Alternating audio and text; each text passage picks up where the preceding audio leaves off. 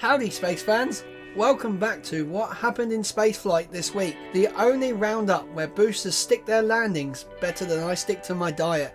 Let's jump in. We're kicking things off with, surprise surprise, a Falcon 9 launching more Starlink satellites. This was Group 10-27.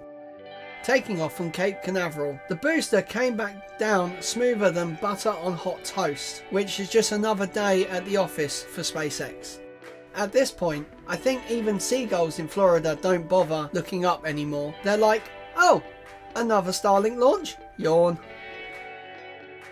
Next up, another Falcon 9, this time carrying the NROL 48 mission for the United National Reconnaissance Office. Translated, super secret spy satellite. We don't know exactly what was on board. We can assume it's either taking photos of Earth or of my Amazon basket. Booster landing like a champ, of course. I swear, at this point, Falcon 9 is more reliable than my alarm clock. China got in on the action too, with a Zhilong 3 rocket launching the GE Constellation group from a launch ship. Yes, you heard that right, a boat. It's like Rocket Lab's sea launches, but with more dumplings. Honestly, I love the idea of rockets launching from ships. It feels like something straight out of a James Bond movie. 1 minute, it's a cargo ship. Next minute, it's shooting satellites into orbit. Back to SpaceX, and this one was a special one. The IMAP mission. That's NASA's Interstellar Mapping and Acceleration Probe, which is going to study particles streaming from the sun. So basically, Falcon 9 yeeted a science lab into deep space to help us understand solar winds. Because nothing says fun like being sandblasted by charged particles at 1,000,000 miles per hour. And yep, another Starlink launch. This one was Group 10-15, flying from Cape Canaveral. Honestly, I'm starting to think Elon is playing satellite Jenga in orbit.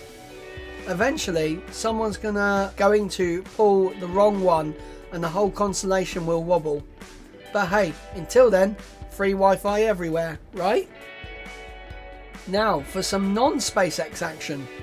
ULA launched their Atlas V carrying Amazon's Project Kuiper satellites. That's Jeff Bezos' answer to Starlink.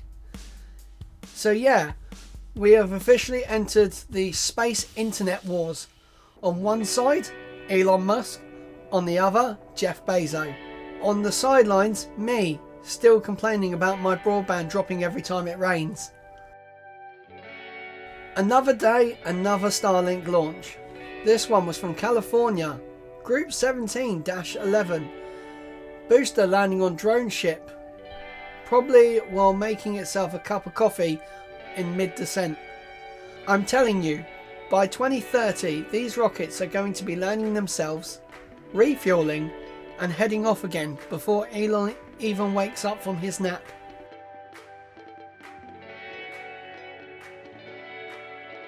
China launched a Long March 4C, you guessed it, another mysterious payload.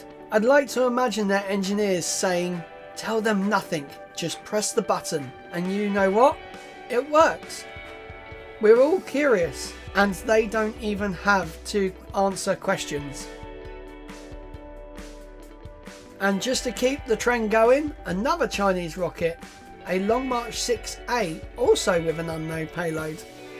At this point, I feel like China's rocket program is just trolling us. Like, hey, want to know what we launched? Too bad. Alright, here's what's coming up next week. So mark your calendars, or don't, I'll just tell you again next week. Falcon 9 Starlink Group 11-20. Long March 2D with, yep, another unknown payload. Falcon 9 Starlink Group 10-59.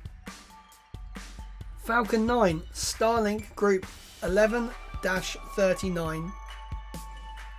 Falcon 9, Project Kuiper, because Bezo isn't done yet. So yeah, if you thought this week had a lot of launches, next week looks like it's trying to one-up it. And that's everything that happened in spaceflight this week. We had spy satellites, mysterious rockets, internet wars, and so many Starlink launches. I think I might start naming them like Pokemon. If you enjoyed this roundup, hit the like button harder than the booster slamming into the drone ship deck. Don't forget to subscribe, because rockets never stop, and neither do we. See you next week. Same orbit, different payload, clear skies.